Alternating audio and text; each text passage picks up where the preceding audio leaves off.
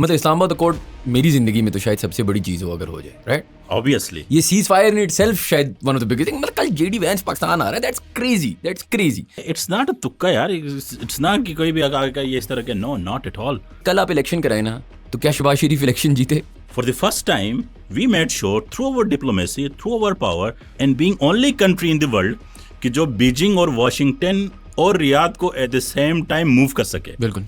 The mistake he made was कि उसने यहाँ पे कुछ अपना लीजर टाइम गुजारने के बाद last year he flew to India, वहाँ पे जाके he begged for a pact। अब मुझे दाद देनी पड़ेगी इंडिया की डिप्लोमेसी को एटलीस्ट, या उनकी ब्यूरोक्रेसी को, कि दे रेजिस्टेड इट। हम ये नहीं कर सकते जो पाकिस्तान ने सऊदी के साथ किया हुआ। And he was literally begging them कि यार मेरे साथ ये पैक्ट करो। हमारी एस्टेब्लिशमेंट को, हमारी पॉलिटिकल लीडर को अंडरस्टैंडिंग हो गई थी कि यार ये भाई जो है ना अब थोड़ा सा ज्यादा ही खराब हो गया। They were dominating world after last year. तो जो टेक्निकल लोग हैं जो धुरंधर नहीं देखते, जो Dhurandhar thank you very much. एक सिंपल तरीके से आपको कहता जो धुरंधर नहीं देखते, you are not a super power, तो please don't behave like a super power, ठीक है ना? You are economic power, so what? I mean Qatar is an economic power. वो रेसिपी क्या है कोई पावरफुल कंट्री बनने के लिए? Economy, geography, population, resources. Youth tubers हैं हाँ यूथ हमारे जो भाई हैं वो ये कहते हैं कि यार कंप्लीट तुक्का लगे। इसराइल रिलेटेड और इसराइल के यूट्यूबर्स और ट्विटर पे देखें ना, तो the only person they are hating इस वक्त field marshal. We are bigger power than you, we have bigger military than you, show some respect यार, फॉर गॉड्स सेक। दुबई क्या आपका ऑफर कर? Dubai is a company, for God's sake यार। मैंने 10 साल पहले कहा था कि it would be more easy to get your money into Dubai and after 10 years it would be difficult to get out of Dubai. तो China उस system को रिप्लेस नहीं कर सकता, और पाकिस्तान जो है उसका लीवर है। पाकिस्तान में not be the super power, लेकिन पाकिस्तान नेसेसरी कंडीशन है for super powers to retain their power.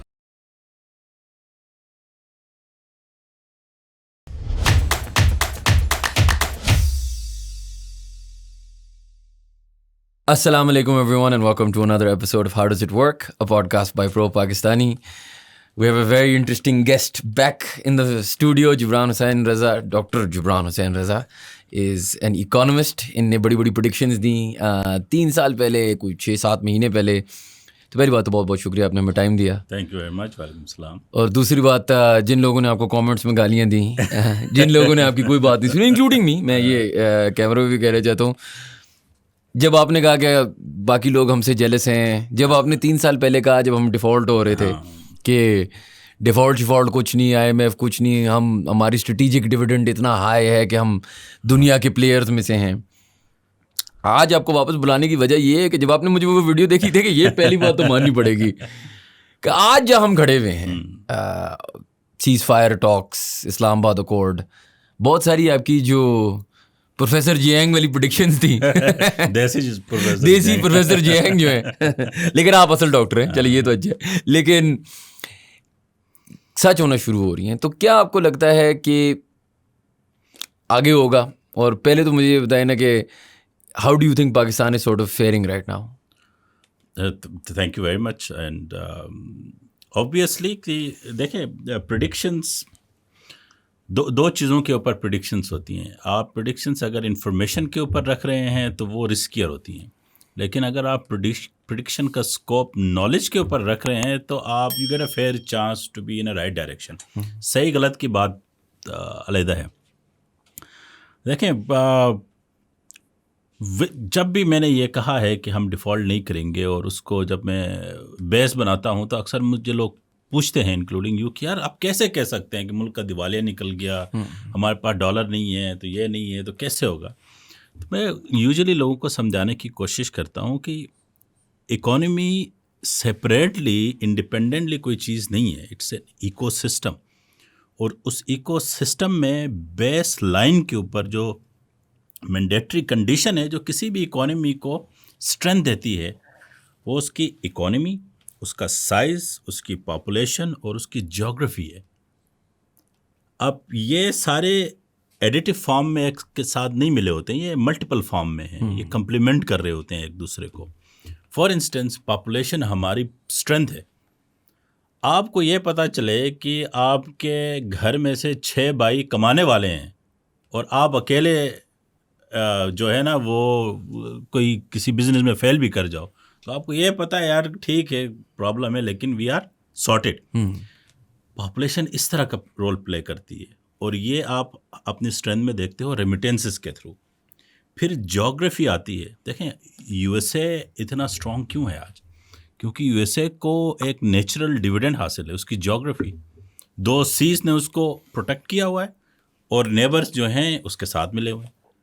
तो आप कहाँ से पहुँच सकोगे यूएसए को? तो ये ज्योग्राफी उसकी पावर को अपलिफ्ट करती है। फिर तीसरी बड़ी चीज़ जो फाउंडेशन में होती है वो उसको इकोनॉमी। दुनिया की सबसे बड़ी इकोनॉमी है।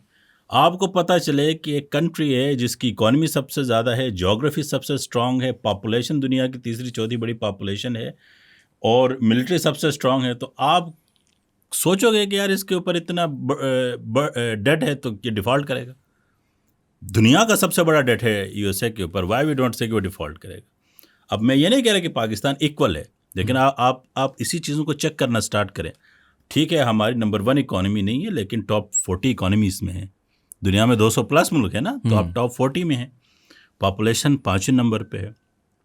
ज्योग्राफी इस तरह है कि आप मिडिल ईस्ट से लेके एशिया, जहाँ पे दुनिया का 80% लोग रहता है, उसको कनेक्ट कर रहे हो। आप कॉरिडोर हो, तो 3 चीज़ें टिक हो गई, पॉपुलेशन टिक हो गई, ह्यूमन रिसोर्स टिक हो गया, तो बेस लाइन में आप सिक्योर हो। तो आपके पास बचता क्या है? अगर आप फाइनेंशियली कहीं पे स्टेबिलिटी का शिकार भी हो, तो आप अपनी इस डिविडेंड को रेंट आउट करते हैं। हम क्या करते हैं, हमारे रेमिटेंसेस आ रहे होते हैं। तो what do you think, remittances कैसे आए? कि हमने 2011 में बटन दबाया और रेमिटेंसेस स्टार्ट हुए। You made a policy back in 70s, उसने पाइल अप होना शुरू किया, क्यूमुलेट होना शुरू हुआ। अब आप देखें, आज मार्च का डेटा उठा के देख लें, फरवरी से ये वार स्टार्ट है, पिछले जून में भी स्टार्ट थी। बिल्कुल, हमने अभी तक 30 बिलियन रेमिटेंसेस उठाए हुए। अगर 30 बिलियन आपके रेमिटेंसेस आए हैं, अभी आपके इंपोर्ट के ऊपर बटन पड़ेगा, उसको थोड़ा सा आप कंट्रोल करेंगे, तो these were the reason. Then coming back to your point कि हाउ यू आर डूइंग। यार देखें, ज्योग्राफी वहीं थी, लोग वहीं थे, सब कुछ वहीं था। इट्स जस्ट कि कैमरा भी यहीं था, ठीक है ना, आपका सेटअप भी यहीं था, but you are not here. और अगर आप थे भी तो आप ये स्टार्ट नहीं कर रहे थे। With all your means, you started it, you dedicated your time, you became serious and you came up with an idea, implement करा, और उसके बाद आप एक आज पोजीशन पे हैं। तो लोग आपको बुला रहे हैं ना, पहले क्यों नहीं बुला रहे थे? Just think about it. You had everything, you did not started a project, you started a project, camera लिया, ये लिया, बंदे हायर किए, टाइम दिया, सब कुछ किया। पीपल दुबई से भी आपको बुला रहे हैं, कराची से भी आपको बुला रहे हैं, you go to talks, you go to everything. क्यों? With your resources, you make a recipe, you implement it, and you show it to the world. World recognize it. After world recognizes, then they call you for the reasons. So दुनिया ने क्या देखा कि यार इन लोगों ने मुश्किल वक्त देखा है, ठीक है, एटॉमिक पावर भी बन गए, पॉपुलेशन भी बढ़ती जा रही है, जैसे तैसे अपनी इकोनॉमी भी चला रहे हैं, मिलिट्री इतनी स्ट्रांग रखी हुई है, लेकिन उसकी झलक नज़र नहीं आई, ठीक है ना। What historically we saw was कि आफ्टर 65 के बाद हम दुनिया को जिस तेज़ी से इंफॉर्मेशन ग्रो कर रही थी, रीच आउट कर रही थी, उस तेज़ी से अपना इमेज दिखा नहीं पा रहे थे। 99 में भी इवन कारगिल जब हुआ, उसके बाद भी जो हुआ, तो हमारा जो नेबर था, they were dominating world, you know, soft view, जहाँ पे नैरेटिव बिल्ड होता है। आफ्टर लास्ट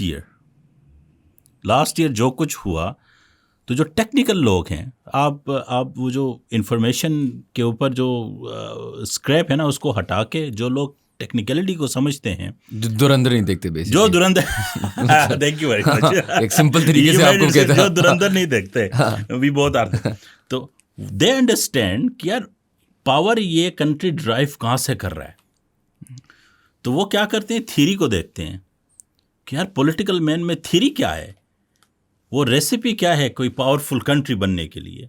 तो मैंने आपको बेस लाइन पावर बताई, इकोनॉमी, ज्योग्राफी, पॉपुलेशन, रिसोर्सेस, ये बेस लाइन है। अब उसके ऊपर एम्पलीफायर क्या होता है, कोई प्रोजेक्ट क्या करता है, जब आपके पास पैसा आ जाए और प्लस उस पैसे की वैल्यू हो, ठीक है। जिस तरह यूएस डॉलर है, डोमिनेंट है ना दुनिया में। यूएस डॉलर इसलिए डोमिनेंट नहीं है दुनिया में कि वो बहुत बड़ी इकोनॉमी है, प्लीज़ इसको अंडरस्टैंड करें। बहुत बड़ी इकोनॉमी चाइना भी है, तो युआन क्यों नहीं डोमिनेंट? बहुत बड़ी इकोनॉमी इंडिया भी है, तो इंडियन रुपी क्यों नहीं डोमिनेंट? रिजर्व करेंसी है यूएस की। रिजर्व करेंसी कैसे बनी है? Might right. No, but what they did was कि उन्होंने उसको पेट्रो डॉलर में कन्वर्ट कर दिया। बिल्कुल 70s में प्रॉपर पॉलिसी बनाई ना। बिल्कुल। That was the amplifier.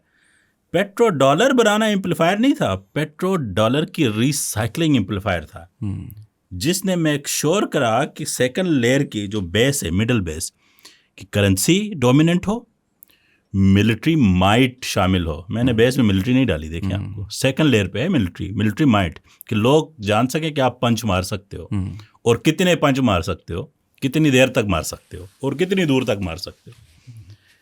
Currency, military and third चीज टेक, ये सेकंड लेयर ऑफ रेसिपी हैं पावर गेन करने के लिए। और फाइनल टॉप पे क्या आता है कि आपके अलायंसेस क्या हैं, कि आप किन किन के साथ जुड़े हुए हैं। अब पावरफुल तो नॉर्थ कोरिया भी है, बिल्कुल, लेकिन वो सिर्फ अपने घर के अंदर है, इसके अलायंसेस नहीं है, बिल्कुल, उसकी करेंसी नहीं है, ठीक है ना। यूएसए ने क्या किया कि पेट्रो डॉलर की रिसाइकलिंग की बेस के ऊपर अपने बेसिस बनाए। 800 बेसिस हैं इस वक्त पूरी दुनिया में, 80+ कंट्रीज में बेसिस हैं। उनको फाइनेंस कैसे करते हैं? कंट्री डेट में है, ट्रेड डेफिसिट में है, मतलब यूएसए वाहिद केस है जहाँ पे इकोनॉमी से ज़्यादा डेट है, ट्रेड डेफिसिट है, बजट डेफिसिट में रहता है, फिर भी वो पूरी दुनिया में अपने ऑपरेशंस फाइनेंस करते हैं दुनिया में सबसे कम कॉस्ट पे। That was possible because of currency and petro dollar recycling. अच्छा सर, मुझे एक बात बताएं, यूएस पे मैं वापस आता हूँ, लेकिन जहाँ तक पाकिस्तान की बात है, हमारे जो यूथ ट्यूबर्स हैं, हाँ, यूथ हमारे जो भाई हैं, देखिए उनको ये ऐसा फीलिंग होती है, और ये from an economic stand point I don't no, may be it's true, कि यार देखें हमारी इसमें कुछ ग्रेटनेस नहीं है, ये मैं से डिसएग्री करता हूँ। आई थिंक हमारी foreign policy has been fantastic, लेकिन just to give you their argument, ठीक है, वो ये कहते हैं कि यार कंप्लीट तुक्का लगे, एक मिस कैलकुलेशन हमारे पड़ोसियों की, एक चीज़ हमारी गोद में गिर गई है, ये जो पूरा पिछला साल है ये प्लानिंग नहीं, इतना कोइंसिडेंस है, लक है। और कि अगर हमारे जो पिछले लीडर होते थे, हमारे मोस्ट पॉपुलर लीडर जो हैं इमरान खान साहब, वो होते तो वो इससे भी बड़ा कारनामा करते। What are your thoughts on this? अच्छा देखें, मेरा सबसे बड़ा प्रॉब्लम ये है कि मैं एपॉलिटिकल रहना चाहता हूँ। The idea always is to educate people so that they would be able to decide at their own. आपको याद है कि वो यूएसए में ना एक बंदे की लॉटरी लगी थी, उसको ना कोई $1 मिलियन मिला था। So he got the $1 million, he was a plumber, तो after 2 years he was plumber again. उसकी झोली में आ गया $1 मिलियन एंड आफ्टर 2 years, क्योंकि उसकी फितरत में नहीं थी। आप 99% लोगों को कल से मिलना शुरू करें, उसको कहो यार मैं तुम्हें $1 मिलियन देता हूँ, plan me out, hit me a plan कि आप इसका क्या करोगे। शायन भाई 99% लोग आपको नहीं बता सकेंगे, वो सारे खर्चे बताएंगे कि मैं ये खरीदूंगा, ये खरीदूंगा, ये खरीदूंगा। बिल्कुल, they won't be able to chalk you out. आप अपने एम्प्लॉयज़ के साथ करें, बल्कि नेक्स्ट अपना किसी को आपने सीईओ या जीएम रखना है तो आसिम ये $1 मिलियन है, मुझे प्लान बताओ। 99% वुड फेल। तो मैंने आपको क्या कहा, कंट्री भी वहीं था, लोग भी यहीं पे थे, मिलिट्री भी वहीं थी, पॉलिटिकल पार्टीज भी वहीं थी, ज्योग्राफी भी वहीं थी। पिछले कई मौके हमारे पास आए, क्यों नहीं किया? देखें लास्ट टाइम आपने कहा कि यार डिफ़ॉल्ट नहीं कर रहे हैं तो क्या वजह है। मैंने कहा यार then you have to think कि वो लोग जिनके पास थोड़ा सा पैसा है, जो मिनिस्ट्री ऑफ फाइनेंस में बैठे हैं, you have to give them some credit कि यार वो कुछ तो कर रहे हैं। इसाक डार वाली बात आपने बिल्कुल कुछ तो कर रहे हैं, 3 साल पहले भी की थी। बिल्कुल। अब उस बंदे को देखें कि there are so many, Turkey कितने अच्छे प्लेस पे है, Iran is good with Turkey, बिल्कुल, Turkey is a super power, हमारे पड़ोसी भी यही ईरान के साथ अच्छी इकोनॉमी, बिल्कुल, Turkey has everything to offer, क्यों नहीं कर रहा? नहीं, बात तो सही है, ठीक है ना। टर्की की लीडरशिप के वो भी दीवाने हैं, सारे पाकिस्तान दीवाना है, और उसकी बहुत बड़ी से है, पिछले 20 साल से बैठा हुआ है। बल्कि जो मुस्लिम वर्ल्ड है तो उसको तो बड़े भाई की तरह लेती है, तो it was easier for him. America भी उसको मानता है, यूरोपियन यूनियन में भी शामिल है, ईरान उसका पड़ोसी भी है, तो it was easier for him to do it, why he could not pull it out. आज आप जाके ना ये इसराइल रिलेटेड और इसराइल के यूट्यूबर्स और ट्विटर पे देखे ना, तो the only person they are hating इस वक्त पता है कौन है? Field marshal. They think he is the guy who pulled all this episode last hour में, कि इन सबको कन्विंस करने वाली फोर्स वो हैं। लेकिन आई वुड से कि जिस तरह पाकिस्तान के पॉलिटिकल और मिलिट्री इस्टेब्लिशमेंट ने ये एक्सरसाइज करी है, they started it after last year episode. मैंने आपको कहा था, यू रिमेंबर कि द थिंग्स आर चेंजिंग और मिडिल ईस्ट को भी चीज़ें समझ आ रही हैं। वो अपने पॉलिसीज़ को डिवर्ट कर रहे हैं पाकिस्तान की तरफ। You go back 5 months back, हमने ये बात डिस्कस करी थी। वो आपको क्या देती हैं? वो आपको एक पॉलिटिकल डिविडेंड देती हैं। एक मिलिट्री फोर्स को political dividend across the border मिल जाए तो वो एक ऐसी फोर्स बनती है जिसको दुनिया एक्सेप्ट करती है। This is what we got now. और वो प्लान्ड होता है, गोद में आके नहीं होता। वही 6 लाख फौज हमारे पास पहले भी थी, हम एटॉमिक पावर 1983 से थे। Zia-ul Haq could not pull it out. तो ये जो आर्गूमेंट है ये विश लिस्ट में आता है, लेकिन जब आप उसको थीरीज में डाल के, मोल्डिंग में डाल के चेक करते हैं तो इट डज नॉट फुलफिल, क्योंकि दुनिया बेवकूफ़ नहीं है। ट्रस्ट मी, जिन लोगों ने पूरी दुनिया के ऊपर 6000 मील दूर से आके यहाँ पे आके एक कंट्री को मजबूर कर रहे हैं without touching a feet into their soil कि यार you have to think like us, वो बेवकूफ़ नहीं है। If they ask somebody to यार मीडिएट करो बिटवीन अस, तो ये गोद में नहीं आया है। मतलब आप अपने 10 बंदों की कंपनी को किसी के हवाले कर दोगे इस तरह कि यार तुम ज़रा देख लो? मैं तो शायद कर दूं, लेकिन मैं अच्छा लीडर नहीं हूँ। खैर, अच्छा सर, मैंने आपसे डिस्कस करनी थी बात। 2013 में शहबाज शरीफ साहब ने एक ट्वीट की कि मेरे एक्शन से तुम्हें पता चलेगा कि मेसी कौन है पॉलिटिक्स का। ठीक है, इंटरनेशनल आपने डिविडेंड की बात की, अभी दुनिया बात कर रही है पाकिस्तान की, शहबाज शरीफ की, हमारी ग्रेटनेस की। लेकिन मैं किसी से ये बहस कर रहा था कि कल आप इलेक्शन कराए ना, तो क्या शहबाज शरीफ इलेक्शन जीते? यार आई डोंट नो ऑनेस्टली, बट आप किस बेसिस पे ये तय करते हैं कि ये इलेक्शन जीतने के किसके चांसेस ज़्यादा हैं? Let's talk about that. Popularity. अब हम we are not in a presidential system ना, कि आप गिलगित से लेके बलूचिस्तान तक एक बंदे के ऊपर आप जीतो। We are in a parliamentary system और आपने अपने हल्के को देखना है। तो शहबाज शरीफ जो है आफ्टर 40 years और 30 odd years in politics in Punjab and in Pakistan and the way he is operating since 2022, phenomenal। तो वो मेरे ख्याल में वो ऐसा हल्का चूज करेंगे जिसमें प्रोबेबिलिटी ऑफ विनिंग सबसे ज़्यादा हो। And after selecting that area, वो अपनी पॉलिटिकल फोर्स को, रिसोर्स को इस तरह इंटीग्रेट करेंगे कि दे वुड मेक श्योर कि ये जीतें।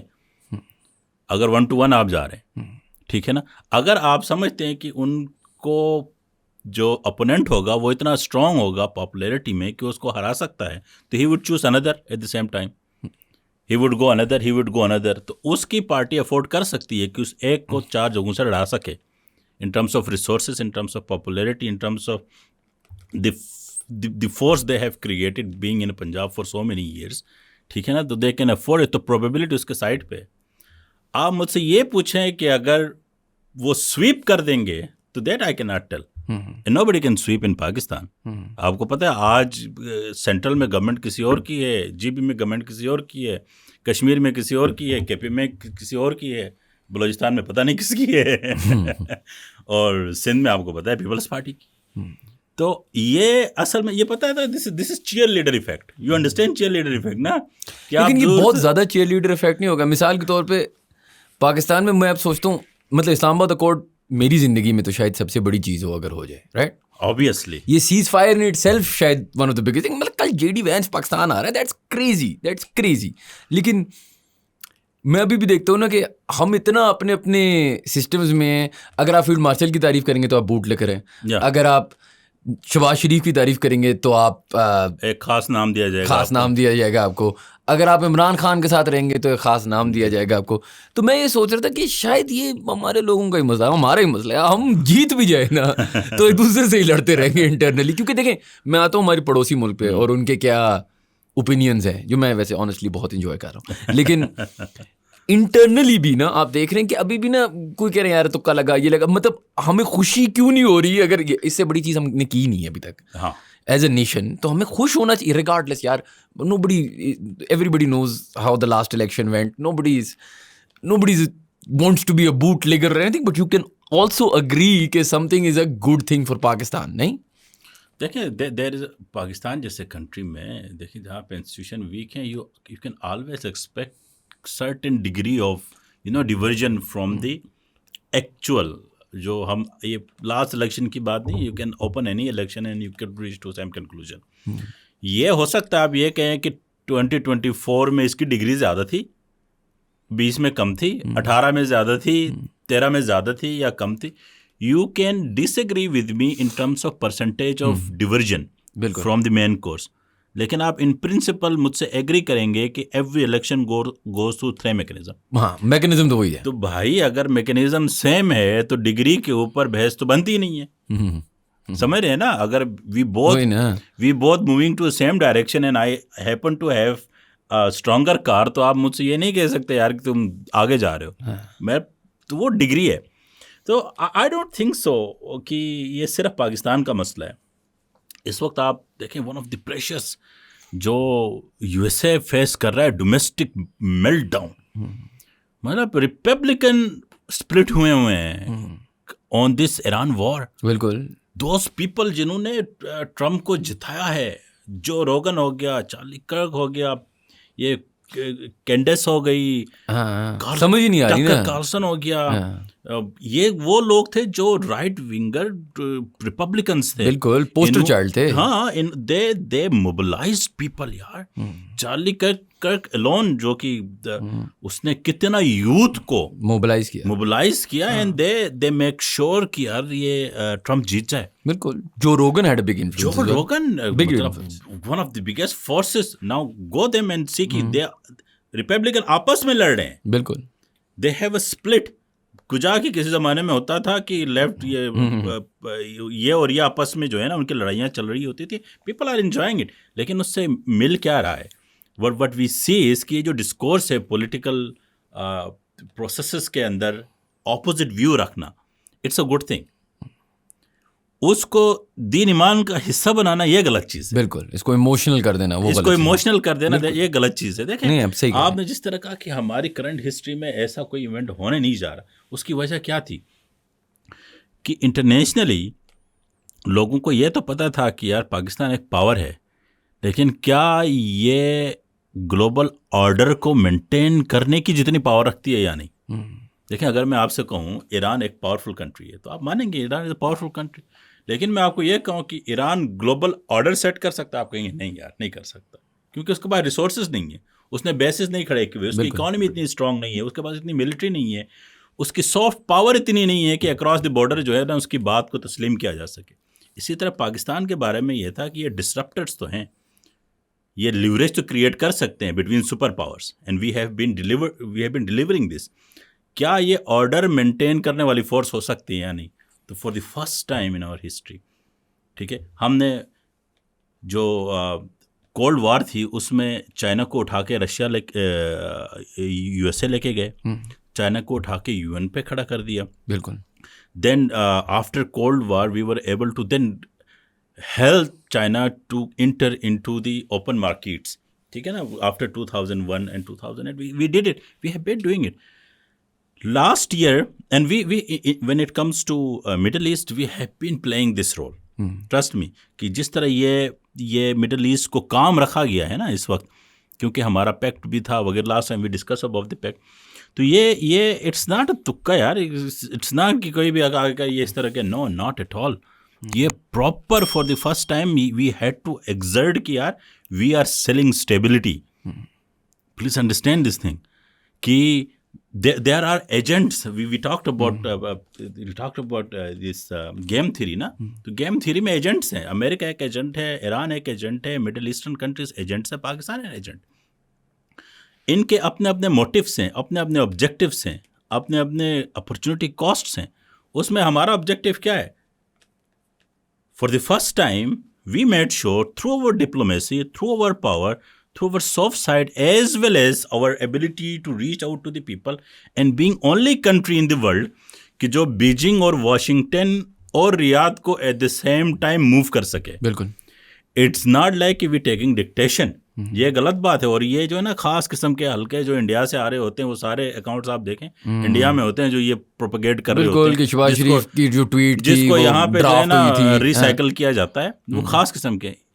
ये अगर पावर किसी में है आज की तारीख में, तो वो सिर्फ लीवर नहीं है. He is setting the order that I am selling stability. तो जब अगले जो गेम थ्योरी को अंडरस्टैंड करते हैं, जो पॉलिटिकल साइंटिस्ट हैं दुनिया के, वो ये देखते हैं यार कि तेहरान किसकी बात मान रहा है इस वक्त, रियाद किसकी बात मान रहा है, वाशिंगटन किसको कॉल कर रहा है दूसरी, और बीजिंग किसके साथ सबसे ज़्यादा क्लोज है. Name one country. आप बताएं कौन है?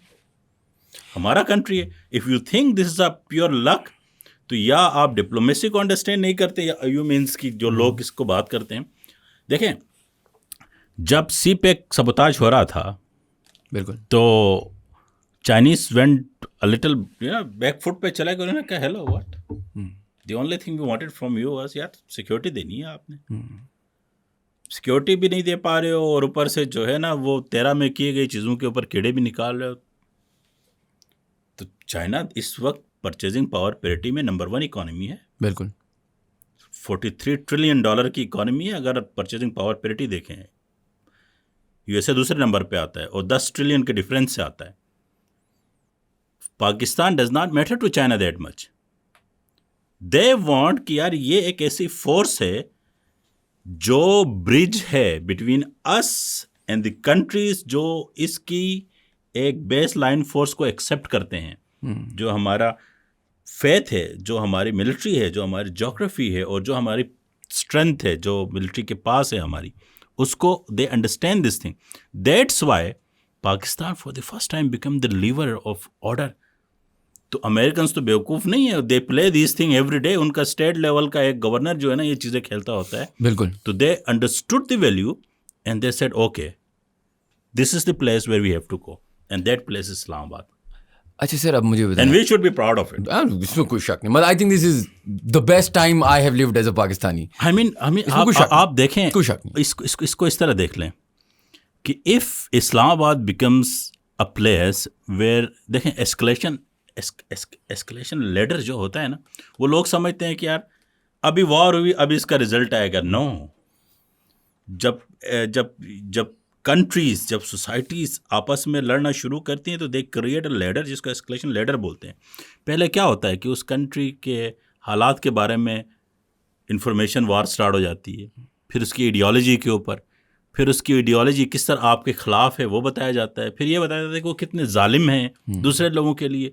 फिर ये बताया जाता है कि वो कितने जालिम हैं अपने लोगों के लिए. चूँकि we are investing trillions of dollars around the world so that we would make sure कि लोगों के साथ ज्यादती ना हो पूरी दुनिया में. Now we have to intervene to this country so that वहाँ के लोग तंग ना हो. This is the escalation ladder. This is typical American propaganda. वो जो भी सुपर पावर होगा, वो ये फार्मूला है. You like it or not, I like it or not, वो अलग चीज़ है. ठीक है. तो first step of escalation ladder क्या है कि आप you impose sanctions. They impose sanctions across the board. बहुत सारे कंट्रीज को सैंक्शंस किए हुए हैं. Russia is one of them, China is one of them. Second क्या है उस लेटर में कि सैंक्शंस के बाद आप उस कंट्री को जो है वो टारगेटेड स्ट्राइक्स की तरफ जाते हैं. सेकंड स्टेज है. और थर्ड स्टेज है कि आप उसके साथ एक रीजनल वॉर की तरफ चलने लग जाते हो.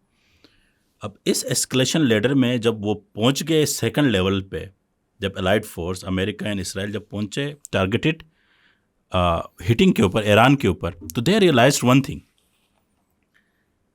कि थ्रू आउट द हिस्ट्री जो हम कैलकुलेट करके बैठे थे कि quick in quick out results, वो नहीं मिल रहे.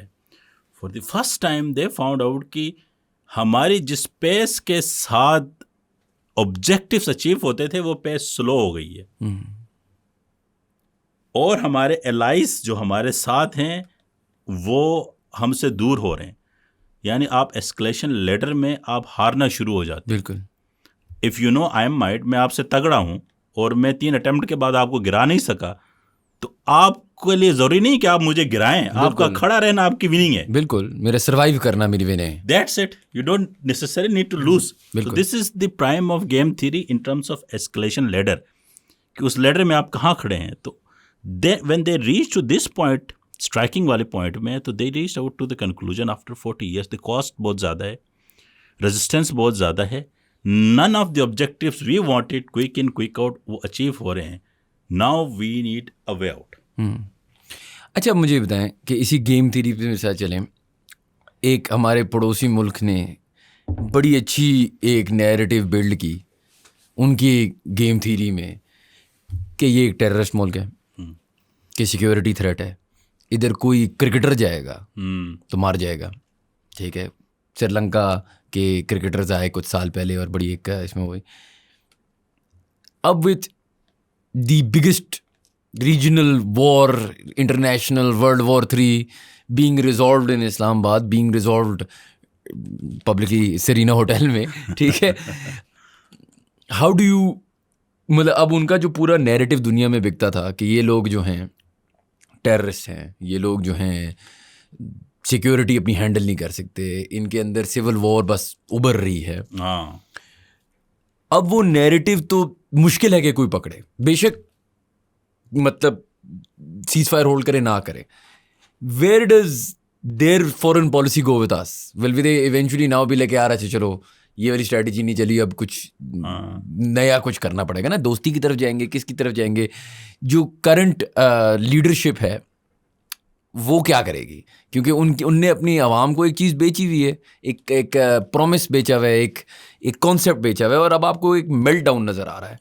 क्योंकि आपने हमें फिल्मों में कुछ दिखाया, आपने हमें टीवी पे कुछ दिखाया, और अब नहीं हुआ ना जो भी, मतलब यार आपने इतनी फिल्मों में दिखा दिया था कि हमारे लोग भी बिलीव करते थे कि आपकी फिल्में मतलब सच्ची होंगी। अब वो इतना बड़ा और वो इतना जल्दी, जिस तरह हमने बात की ना स्पीड, 12 महीनों में आपने फ्लिप कर दी है कॉन्वर्सेशन कि ये हो क्या रहा है। क्योंकि नॉट कि India still a super power, ऐसा नहीं, India still a big power in the region, लेकिन जो उनका नैरेटिव था ऑन पाकिस्तान वो तो अब कांट मेक सेंस। तो उनका क्या होगा, where do they go from here? उन्हें क्योंकि ऑपरेशन सिंदूर पॉज्ड है, तो वो क्या करेंगे अब? अच्छा, फर्स्ट ऑफ ऑल देखें, India is not a super power. India वो जो सुपर पावर की पिरामिड है उसमें बहुत सारी चीज़ें टिक नहीं करता। जैसे कि India does not have a dominant currency. ठीक है, in your good mind you would not be buying Indian currency. ठीक है, और दूसरा, India does not have a military power outside India. Third, India के कल्चर की एक्सेप्टेबिलिटी नहीं है across the borders.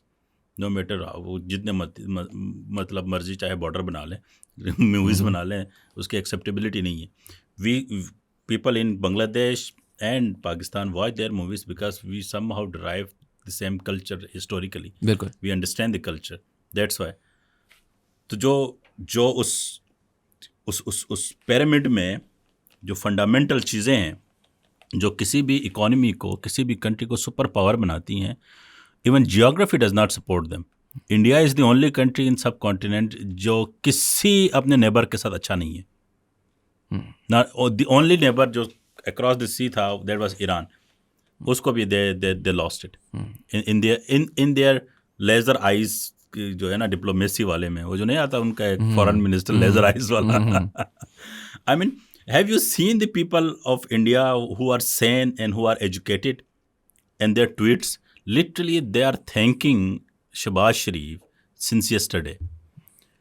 I saw a tweet this morning from an Indian female, a mother, she says, I'm a mother of 9 months old, and from core of my heart I'm thanking Pakistan to be at least making this effort for 2 weeks. At least we know that there won't be any chance of any atomic collision.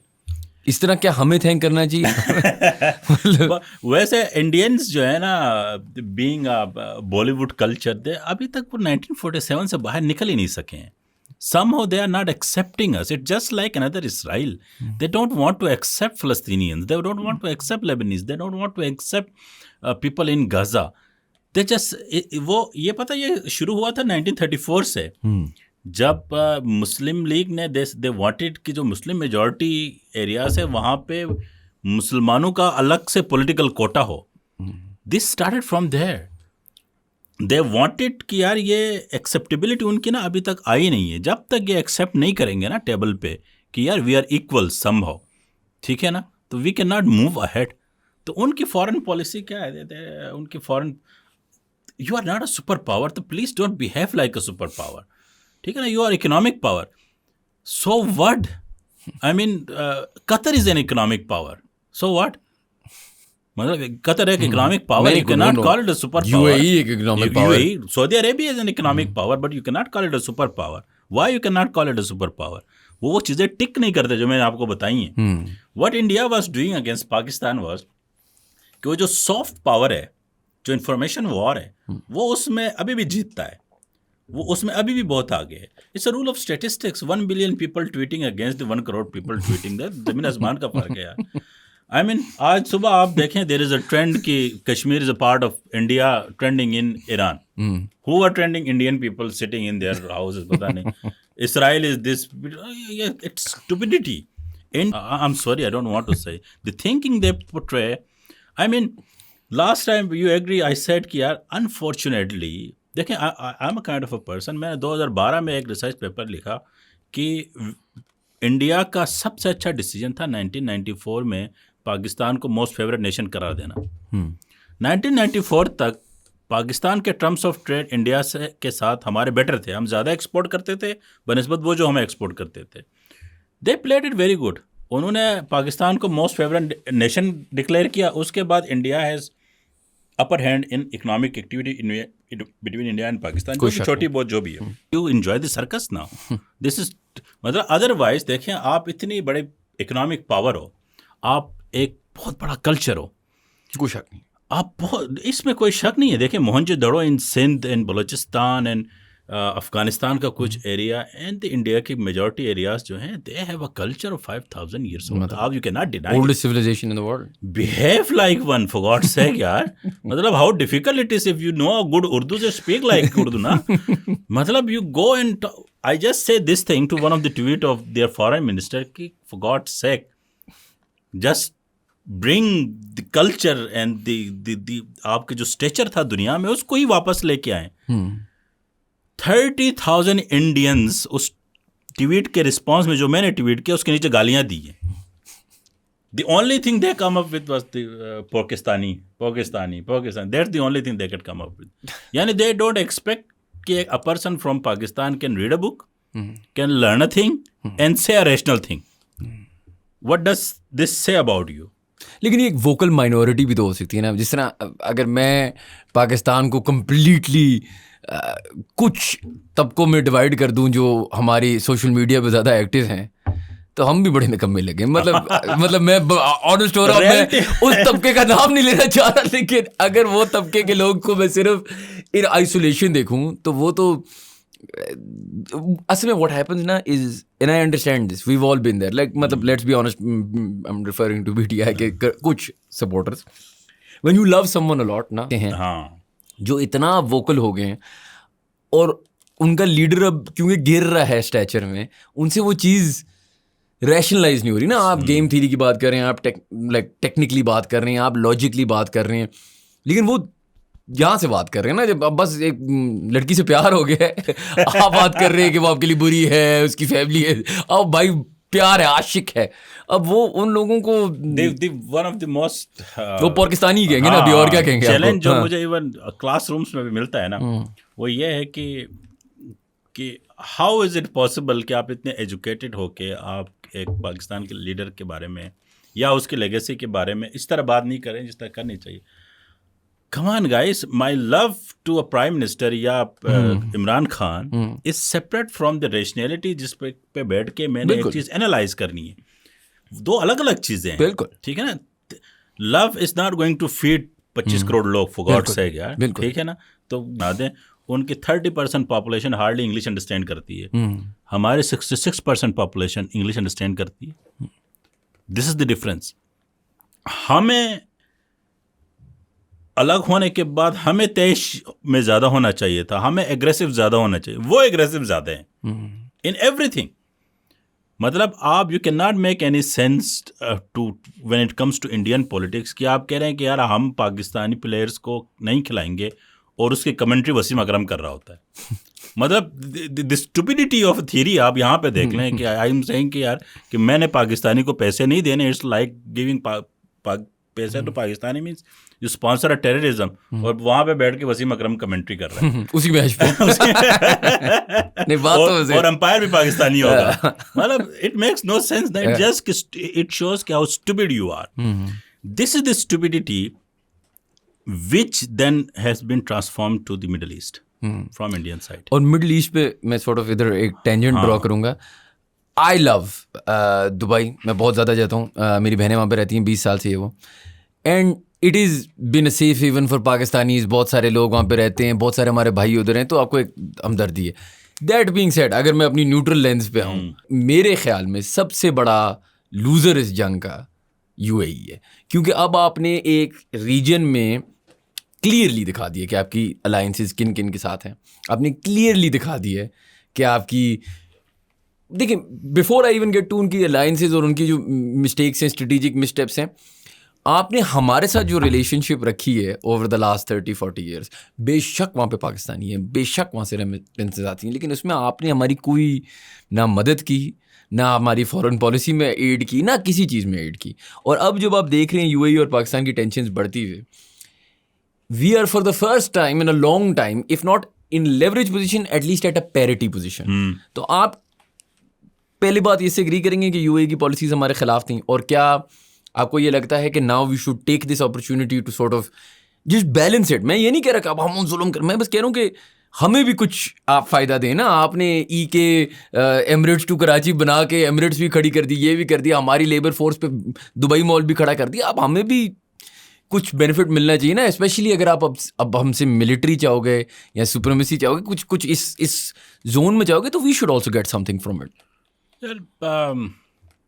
When it comes to UAE and Afghanistan, तो मेरा तो एक ही opinion है कि ये वो जो नहीं होता, एक मौलवी, एक यूट्यूब पे एक मौलवी मैंने सुना, वो कहते हुए कि यार ये हमारे वो भाई, इनको ना चपेड़े मार के ना ठीक करने वाली बात है।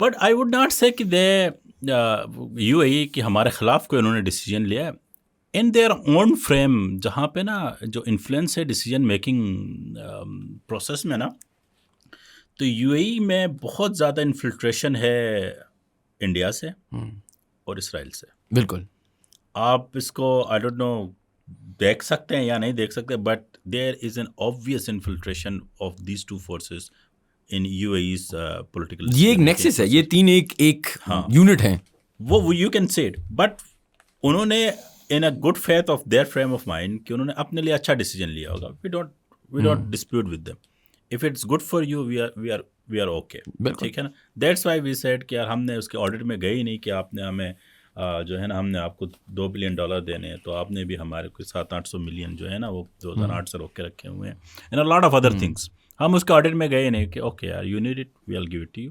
अभी भी आपको ज़रूरत होगी, हम खड़े होंगे, but don't you even think about कि आप हमें डिक्टेट करेंगे। मसला डिक्टेशन का। हाँ, we are bigger power than you, we are bigger population than you, we have bigger demography with you, we have bigger geography with you, we have bigger political alliances than you, we have a bigger military than you. Come on, मतलब show us some respect यार, for God's sake। ये ऐसे नहीं होगा। तो हमने, मेरा अंदाज़ा ये है कि when उनका जो भी उनका लीडर है, the mistake he made was कि उसने यहाँ पे कुछ अपना लीजर टाइम गुजारने के बाद लास्ट ईयर ही फ्लू टू इंडिया। अब मुझे दाद देनी पड़ेगी इंडिया की डिप्लोमेसी को एटलीस्ट, या उनकी ब्यूरोक्रेसी को, कि दे रेजिस्टेड इट। उन्होंने कहा नहीं, हम ये नहीं कर सकते जो पाकिस्तान ने सऊदी के साथ किया हुआ, and he was literally begging them कि यार मेरे साथ ये पैक्ट करो। दैट वाज द टाइम जो मुझे लगता है कि फाइनल जो चेरी था ना, हमारी इस्टेब्लिशमेंट को, हमारी पॉलिटिकल एलिट को अंडरस्टैंडिंग हो गई थी कि यार ये भाई जो है ना अब थोड़ा सा ज़्यादा ही ख़राब हो गया। तो we have nothing ill against them कि वो अपने लिए जो भी बेहतर कर सकते हैं तो करें, लेकिन एक चीज़ है, they don't have anything other than oil. What they have? Middle East, ये दुबई क्या आपको ऑफर कर? Dubai is a company, for God's sake यार। A company, a good resort provides you everything you want the moment. अब उन्होंने क्या start किया हुआ है कि they now imposed a tax और अ पॉलिसी जहाँ पे आपने अपनी कंपनी में इतने इमाराती रखने हैं। This is the first step. मैंने 10 साल पहले कहा था कि it would be more easy to get your money into Dubai, and after 10 years it would be difficult to get out of Dubai. And this phase has started. मतलब आप यही पहले लोग जाते थे वहाँ पे, and people are moving toward, जो समझदार लोग थे they are moving towards Oman. Oman 2010 का दुबई है समझे इस वक्त। तो people are moving there, and capital जिसके पास है ना वो मोबाइल रहता है। कैपिटल हमेशा मोबाइल है, उसने देखना है रिटर्न कहाँ से मिल रहा है, ईजी कहाँ से मिल रहा है, टैक्सेशन कहाँ पे है, और ये जो पॉलिटिकल डिसीजंस इकोनॉमिक प्रोसेसेस के ऊपर आते हैं वो कहाँ पे कम है। तो Oman is playing really good right now, as much as even Iranis are like we share with you whatever we earn. तो इस लिहाज से it's disappointing, honestly it's disappointing what UAE is doing, और उसको पता है कि he won't be able to get anything out of it. मतलब देखें पूरा मिडिल ईस्ट का जो स्ट्रक्चर है ना, आज एक दिन में चेंज हो सकता है अगर ईरान अपने प्रिंसिपल स्टैंड से हट जाए। आज ईरान कहे कि okay USA we agree whatever you say, ये गया हमारा एटॉमिक पावर, ये गया हमारा ballistic, we have nothing against Iran, आपने जो फ़लस्तीन में करना है करें, आपने गजा में जो करना है करें, आपने लेबनान में जो आए अपनी एम्बेसी खोलें हमारे पास, इसराइल को कहे, ख़त्म सब कुछ। Just think about it, where would all this go? ख़त्म ना सब कुछ, बिल्कुल। But this is not good for us as a Pakistani. Think about it कि we are better off having Iran at our neighbour than a country like UAE in our neighbour. पहले ही हम अफगानिस्तान को ठीक नहीं कर पा रहे कितनी झंडे कराएंगे। नहीं आप सही कह रहे हैं, आप सही कह रहे हैं, और हमें ये टॉपिक छोड़ देना चाहिए, मेरी रेजिडेंसी कैंसिल हो जाएगी यूएई में, तो कोई और बात करते हैं।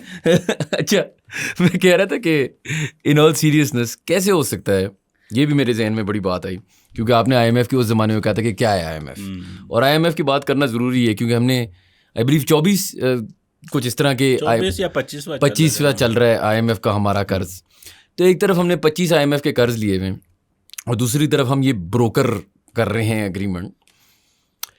दो चीज़ें हैं, बहुत सारी चीज़ें भी हो सकती हैं, ये सीज फायर ना होल्ड करे, ऐसा हो वैसा हो, अज्यूमिंग के होल्ड करे, ठीक है। क्या हम अभी इस पोजीशन में हैं कि हम अमेरिका या इन सबको बोलें कि यार ये जो 3 महीने हर 3 महीने के बाद आईएमएफ हमें तंग कर रहा होता है, या ये जो हमारा पेट्रोल महंगा हो रहा है, क्या अभी हम कोई इन्वॉइसिंग कर सकते हैं कि यार सुन ये चीज़ें कर दें हमारे लिए ताकि हमें भी कोई फ़ायदे हो जाएं? देखें इस पूरे प्रोसेस का आउटकम जो मर्जी आ जाए, पाकिस्तान ने अपना जो पॉलिटिकल गेन हासिल करना था वो कर लिया है। अब उस गेन को कन्वर्ट करना है इकोनॉमिक में, बिल्कुल ठीक है ना। देखें what Pakistan can do, IMF तो बहुत छोटा सा मैटर है इसमें, आईएमएफ का हमारा कर्जा अपना कोई मैटर करता ही नहीं है। आप इससे देखें कि 24 लिए हुए हैं ना, 25वां चल रहा है, तो 24 वापस भी करें ना, की तो है। तो आपका बिजनेस प्रोफाइल इंटरनेशनली कैसे स्ट्रांग होता है जब आप क्रेडिट कार्ड हिस्ट्री अच्छी है, आप कह रहे हैं क्रेडिट कार्ड हिस्ट्री यस बात तो सही है, बात इफ योर क्रेडिटर्स कि वो आपको जो है ना वो दुनिया में 2% इंटरेस्ट मिल रहा है, आप उसको 4% दे रहे हैं और वापस दे रहे हैं, तो he is happy with you, he is good. तो उसको आईएमएफ को क्या चाहिए? देखें जोसेफ स्टिग्लिट्स ने ना एक बात कही थी, मैं हमेशा इसको रिपीट करता हूँ, आईएमएफ और वर्ल्ड बैंक वो दो इंस्टीट्यूशंस हैं दुनिया में जो एक तो हेजेमोन जो है ना अपनी जो अलायंसेस वाले जो लीडर है ना उसकी अपनी पावर एक्सर्ट करने के लिए यूज़ करता है टॉप में, ठीक है। उसके अलावा आईएमएफ के अंदर सबसे ज़्यादा डेमोक्रेटिक डेफिसिट है। How they operate, for example जिसने साउथ एशिया को देखना है ना डायरेक्टर ने, उसको अपने कोई टास्क दिए हुए हैं कि यार इस साल तुमने $10 बिलियन देना ही देना है लोन, अब उसका टास्क है ये। बिल्कुल, जिस तरह बैंक्स में क्रेडिट कार्ड इतने हाँ, निकालने ये हैं। उसका टास्क है। तो वो किसके पास जाएगा? वो जो वापस करता है या जो वापस नहीं करता?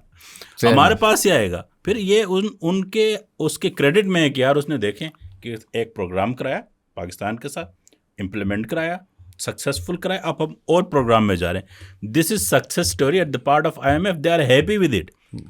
हमें क्या फैसिलिटेशन मिलती है कि the moment IMF is on board, जो हमारा इंटरनेशनल फाइनेंस का चैप्टर है वो खुल जाता है। अब फॉर इंस्टेंस अभी हमने ये UAE साहब को 2-3 बिलियन वापस करे, तो हमने उसको पूरा करना है, तो इमीडिएट लोन या हम डोमेस्टिकली ले सकते हैं। अब इतना बड़ा लोन यहाँ पे डोमेस्टिक इतना फाइनेंशियल इंस्टीट्यूशन कोई भी स्ट्रांग नहीं जो हमें दे सके। बिल्कुल। तो व्हाट विड वो हम इंटरनेशनल फाइनेंस की तरफ जाएंगे। बिल्कुल। या हम कोई बॉन्ड इशू कर देंगे, ठीक है ना, जिस तरह अभी हमने यूरो बॉन्ड रीपे किया। बिल्कुल। अब देखें, we are paying euro bond repay back. अब जो इंटरनेशनल प्राइवेट क्रेडिटर है ना, वो इसको बड़ा अप्रिशिएट करता है कि यार एक कंट्री ने अपनी लाइबिलिटी हेल्ड रखी और at the time of maturity पे बैक किया है, और ऐसे टाइम पे जब वॉर चल रही है, ये क्रेडिट में होता है, ये बिजनेस प्रोफाइल को ऐड करता है, रिड्यूस नहीं करता। बिल्कुल। तो जो हमें पढ़ाया जाता है या सिखाया जाता है कि IMF की वजह से प्राइसेस बढ़ रही है, ये रॉन्ग है। This is not it. It's very simple कि आज मैंने 1 यूनिट पेट्रोल का ऐड करना है, तो उसकी मुझे कॉस्ट क्या पड़ रही है? 300 रुपये। तो मैंने इस हिसाब से प्राइस एडजस्ट करनी है।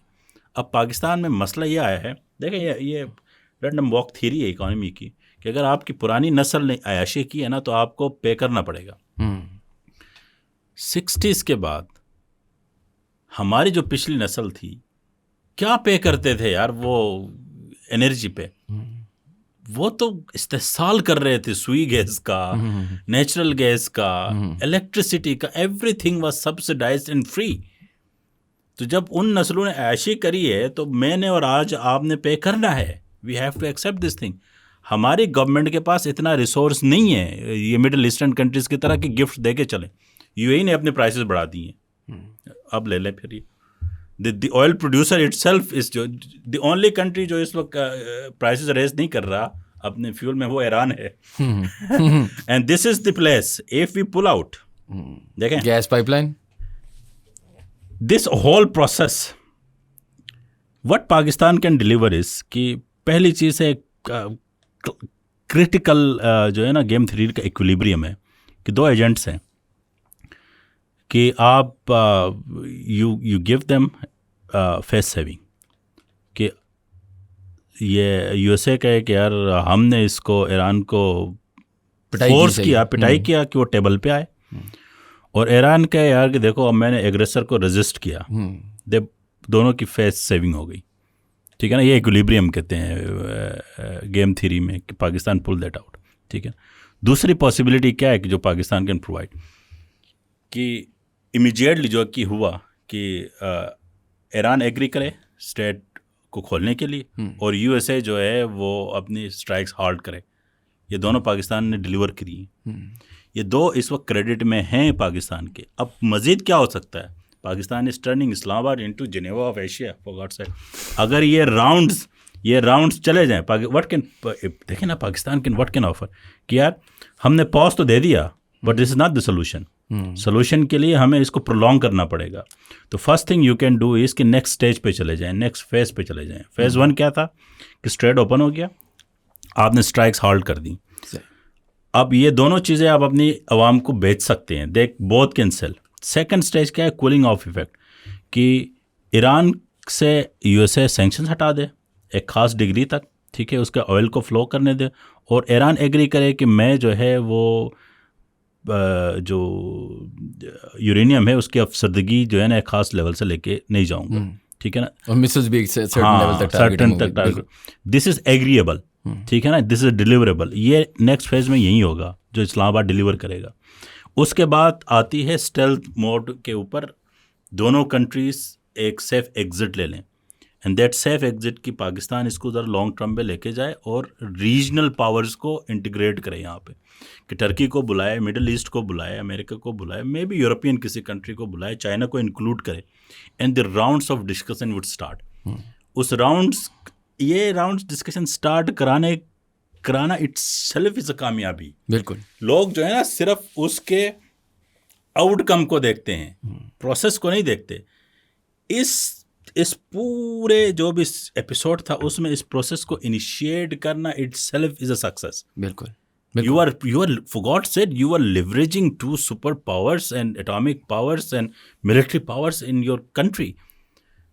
फाइनली क्या हो सकता है? लास्ट पॉसिबिलिटी जो पाकिस्तान, जो इस्लामाबाद के ऑफर, कि इस्लामाबाद कहे कि भाई मैं आपको military to military information sharing कराता हूँ, your military, me and them. और अगर बात आगे जाती है तो देयर इज़ अ पॉसिबिलिटी कि I would be the third venue जहाँ पे इनके जो आर्सेनल से उनकी जो है ना वो हो, इंस्पेक्शन हो. I would offer that place to you.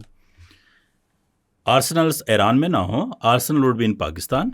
Pakistan would take the custody. Internationally आप आके यहाँ पे इसको इंस्पेक्ट करें and we would make sure कि वो हमारे पास ही रहें. अगर कोई एग्जिस्टेंशियल थ्रेट ईरान को होगा तो Iran would have right to have it immediately. When Pakistan has that intelligence capacity to held it, to deliver it and to show it. अब आप बताएं इससे ज़्यादा क्या पाकिस्तान जैसा कंट्री आपको, मतलब आप कह रहे हैं कि हम एक न्यूक्लियर वेपन वेयरहाउस करें? ये कोई नेवी, कोई दुनिया, अल्लाह की कसम भाई. लॉजिस्टिक्स और सप्लाई चेन मोस्ट सेफ्ड. आज तक की हिस्ट्री में किसी का एटॉमिक सिस्टम और एटॉमिक प्रोग्राम रहा है तो पाकिस्तान का. इसमें कुछ अमेरिकन का स्टील हो under the most hostile, America का स्टील हो चुका है and we know where they landed. ठीक है. यूके का कंप्रोमाइज रहा है जिसकी वजह से European countries were able to have it. और हमने तो वैसे चोरी किया था. नहीं, हमारा इंडिजिनस. तो क्या चोरी होगा जो वैसी चीज अपनी. And we should thankful those political. कोई शक नहीं. Eating grass was the best thing that we have done in our history. इसमें तो कोई शक और नहीं. ये देखें, कुछ पॉलिटिकल पावर्स ने, कुछ पॉलिटिकल एलिट्स ने ये हमें ना डिमीनिंग वे में हमारे बच्चों को, हमारे लोगों को ये बताया कि ग्रास खा रहे थे, अब एटॉमिक बम खाओगे. Yes, this is the only thing that has been proven. ये तो कोई शक ही नहीं है. That was the best decision made in Pakistan, और द ओनली डिसीजन जो कंटिन्यूटी के साथ चली over different political parties and military establishments. मैंने 3 बड़े पॉलिटिकल साइंटिस्ट को पिछले 2-3 हफ्तों से सुना. ठीक है ना. ये डॉक्टर पेपे है और हेमिशमायर है और एक ब्रिटिश इकोनॉमिस्ट है जिसने वो 2008 को भी प्रेडिक्ट किया था. all three of them उनकी गेम थ्योरी के मॉडल में the only possible way of not escalating further is Iran having an atomic bomb. अगर है तो ये वॉर नहीं होगी. and this is what the ये जो प्रो वॉर थ्योरिस्ट होते हैं, Jaspal sahab is one of them. I think वो आपके शो में आए या नहीं, I don't know. Have him, he is a नहीं, I think I have heard him. जी. हाँ, Jaspal sahab, ask him, he is a pro war guy. वो कहता है मुझे वॉर के अगेंस्ट कोई एक थ्योरी बताओ, आर्गुमेंट दे दो. बात तो सही है, टेक्नोलॉजी भी आगे जाती है, फलां भी होती है, वर्ल्ड पॉपुलेशन भी कम होता है. अगर आप एक हॉरिबल उस लेंस से देखें, इफ ईरान हैड वन तो things would have been changed, but Iran found their atomic power. There is this threat. अच्छा, मुझे एक आखिरी sort of theory आपसे डिस्कस करनी है कि मैं एक जगह देख रहा था, कोई डिस्कस कर रहा था कि सो टू द नेकेड आई ना ऐसा लगता है कि ट्रम्प जो है पता नहीं क्या कर रहा है. ठीक है. लेकिन अगर आप इसको फ्रॉम दिस लेंस देखें, जो मैं लेंस मतलब सुन रहा था किसी को बात करते हुए, तो वो कह रहे थे कि यार देखो, उसने पहले वेनेजुएला लिया, oil gas rich, obviously Canada से उसकी एक रिलेशनशिप भी, और वो थ्रेटन भी करता रहता है to make it a state of the United States. ठीक है. ग्रीनलैंड पे मिनरल्स हैं, एक लॉजिक की तरफ से उधर भी नजरें हैं. एंड देन ये जो डिसरप्शन है मिडल ईस्ट में, जहाँ मिडल ईस्ट और ईरान दोनों अभी कुछ हद तक अपनी एनर्जी नहीं दे पा रहे. अब जो इनकी एनर्जी है वो जाती कहाँ है? यूरोप जाती है, वो जाती है जापान जाती है, कोरिया, जो major is in Asia, major जो इनके प्लेयर्स हैं उनके पास जाती है, जो अमेरिका के क्रेडिटर्स भी हैं. जिस तरह हमारा IMF है तो इनके ट्रिलियंस की जो क्रेडिट है ये इनको ही देनी है ना, EU को देनी है, आपने जापान को देनी, कोरिया को देनी, जो भी आपके दोस्त हैं. तो ये जो डिसरप्शन है, इससे अमेरिका को नुकसान नहीं है. ये जंग जो है, इससे अमेरिका की अगर वो रिकैलिब्रेट कर रहा हो और किसी तरीके से एक सिचुएशन में आ रहा हो, तो सप्लाइंग ऑयल एंड गैस, जिस तरह फॉर एग्जांपल एक और जिसमें आजकल कॉन्वर्सेशन चल रही है कि पुतिन के जहन में एक बात थी कि दुनिया तो वैसी गिरने वाली है, तो यूक्रेन वाली वॉर ऑफ अट्रिशन करो, ताकि हमारी लोकल प्रोडक्शन वॉर प्रोडक्शन की तरफ चली जाए, ताकि हम क्योंकि उनके पास बाकी चीज़ें तो वैसी थी, ऑयल गैस वगैरह सारी चीज़ें, और आप एक इंसुलेटेड पावर बन सकते हो। और क्या अमेरिका भी अब एक इंसुलेशन की तरफ जा रहा है? और क्या ये लॉजिक थी, शायद ट्रम्प को खुद भी ना पता हो कि ये लॉजिक है, लेकिन क्या ये एक लॉजिक है जो पावर्स दैट बी जो आजकल आपके बहुत सामने नजर आते हैं? मतलब ये क्वेश्चन ये है कि वार जो थी वो प्लान्ड थी या हाँ, जो उसका आउटकम है वो सीक्वेंशियल था या प्लान्ड था? क्या वो चाहते थे कि ये स्ट्रेट और ये सारी इश्यूज सॉर्ट ऑफ मजीद आए? क्योंकि देखें, या तो ये वॉर कंटिन्यू कर सकता है, या अगर कंटिन्यू ना भी करे और स्ट्रेट पे हैवी टैक्सेशंस लगना शुरू हो जाएं, तो ऑयल जिस तरीके से middle east and also Iran was specially middle east really, जो उनकी एनर्जी सॉर्ट ऑफ सेल्स थी, वो इम्पैक्ट तो होंगी from all of this. Could that have been, मतलब ये एक master stroke in losing was winning? ये अल्टरनेटिव थ्योरीज तो हैं। द थ्योरी इसकी for past few months America जो फेस कर रहा था कि वो नेटो अलायंसेस जो है ना वो अलाइड नहीं थे। So there is an alignment theory. Alignment theory ये कहती है कि आपने सुपर पावर रहना है तो आपके अलायंसेस को आपके साथ चलना होगा। अगर आपके अलायंसेस आपके साथ नहीं चल रहे हैं तो एक जगह से आपको कंपनसेशन नहीं मिलेगी, तो you may lose a ground. तो with this stroke there is an alternative theory कि एक तो इंटरनेशनल जो ऑयल प्राइसेस बढ़े हैं तो जो एशियन कंट्रीज़ हैं वो तो सफ़र करेंगे, जिसमें इंडिया है, जिसमें चाइना है, जिसमें जापान है, जिसमें कोरिया है।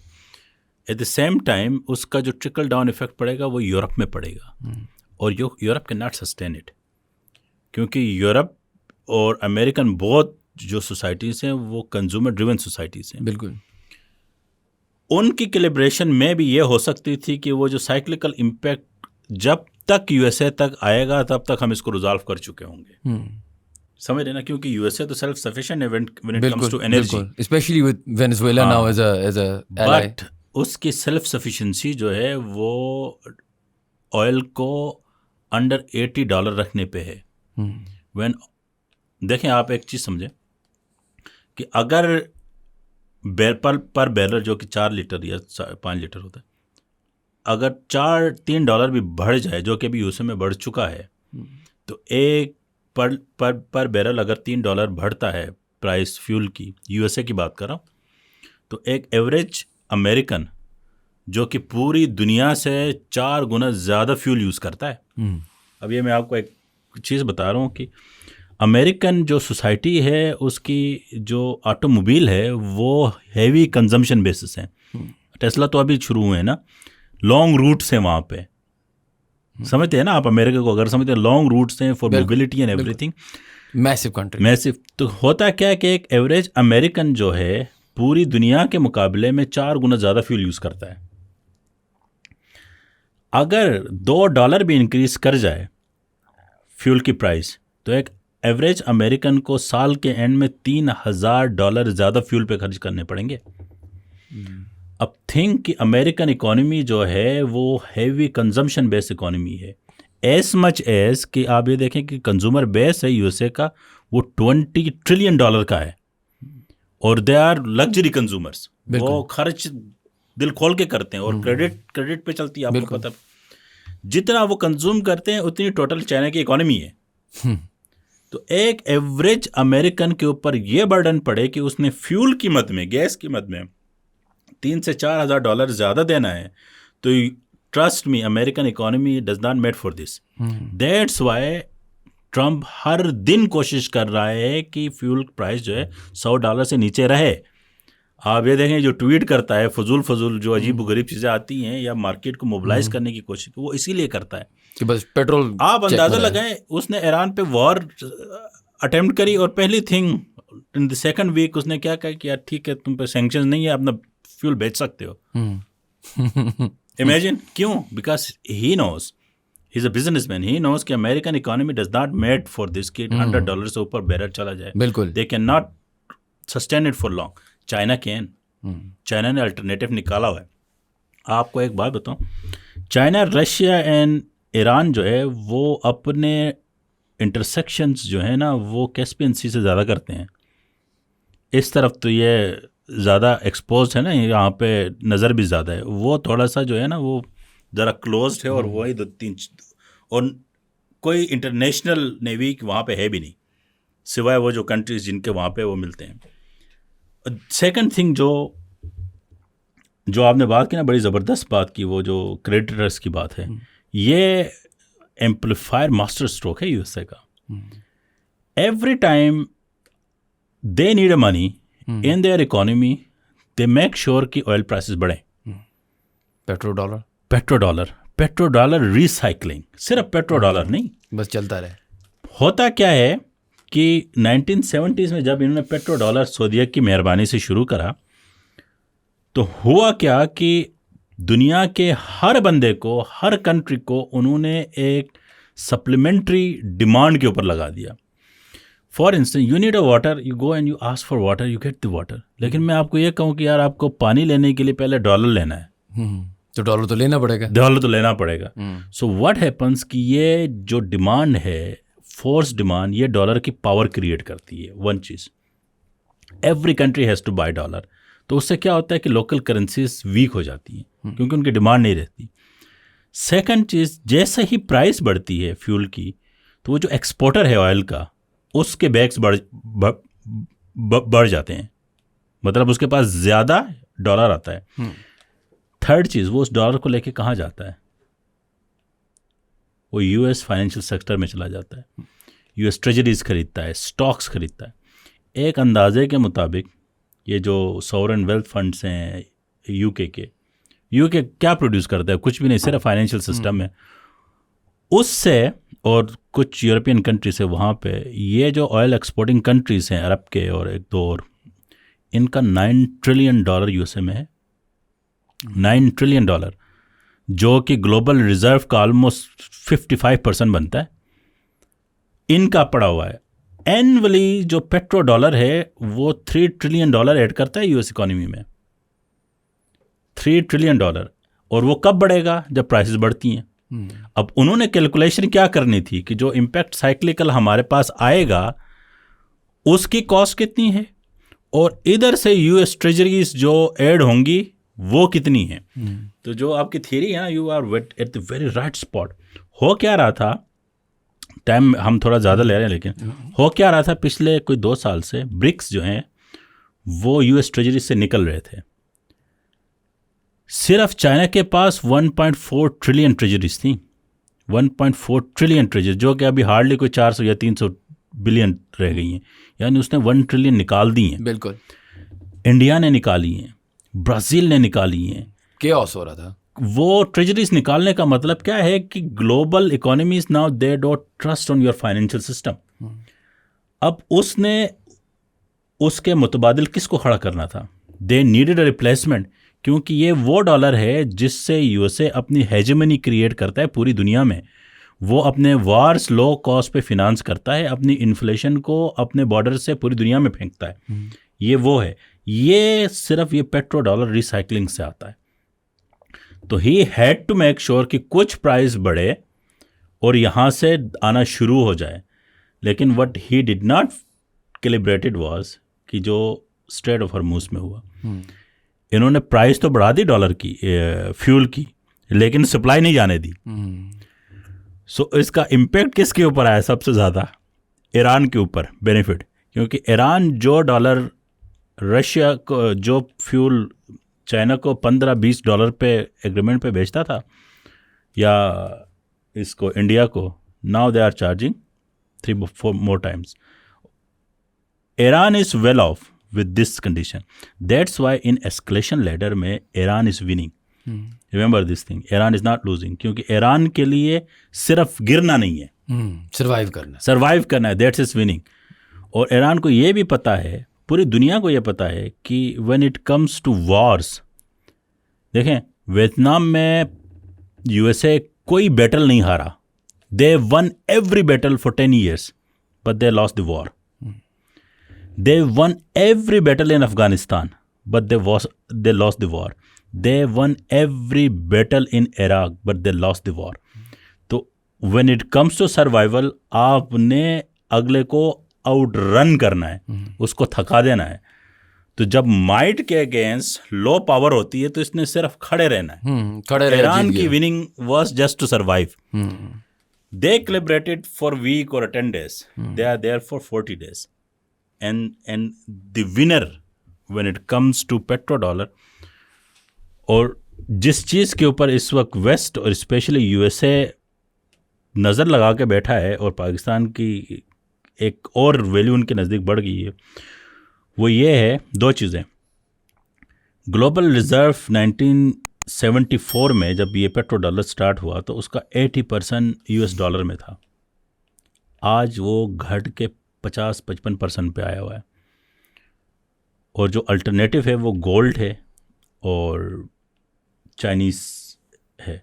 और उसकी एक example, the thing started since Shanghai conference 2 years back was कि China, Russia and Iran agreed to settle their trades in yuan. बिल्कुल। They wanted Saudi Arabia to be part of it, लेकिन वो नहीं हो सका था या नहीं होने दिया गया था। आज पेट्रो युआन की वैल्यू जो है ना, it is reaching $1 trillion for the first time in history and growing. बिल्कुल। This is the problem. And this is the this is the problem. Yes, this is the problem. वो आपकी queen है ना। Yeah.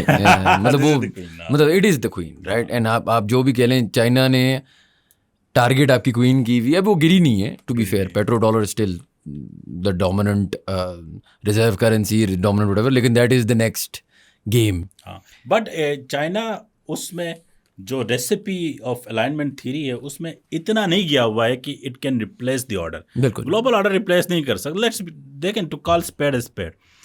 आप किसी की ख्वाहिश पे या अपने अच्छे बुरे पे आप ऐसी बातें नहीं कर सकते। USA is not a country, USA is a global system. बिल्कुल बिल्कुल।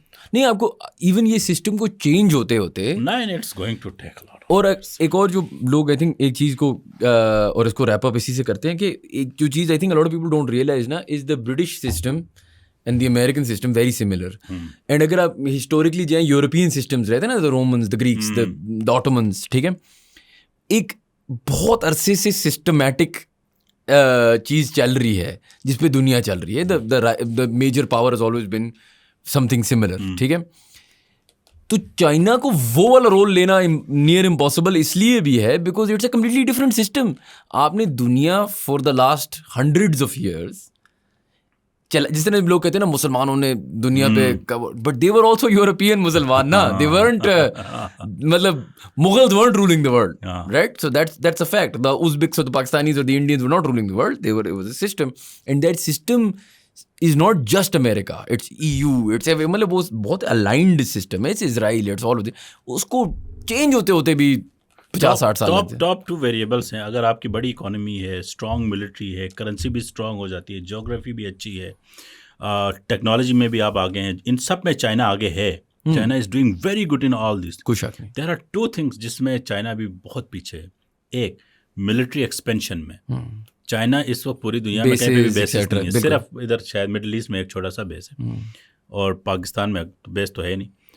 पाकिस्तान एक बेस है। पाकिस्तान एक बेस है। वो फार्मूला दूसरा लगा रहा है, लेकिन अब वो दूसरा, इसकी करेंसी वो अब बाहर नहीं जा रही। तीसरी एंड द मोस्ट इंपॉर्टेंट चीज़, इसकी नैरेटिव की एक्सेप्टेबिलिटी नहीं है। बिल्कुल, मीडिया नहीं है ना, एक्सेप्टेबिलिटी नहीं है ना। आप देखें, अब मैं आपको ना मज़े की चीज़ बताऊंगा। ईरान के कोई 4 सूबों के नाम आते हैं आपको?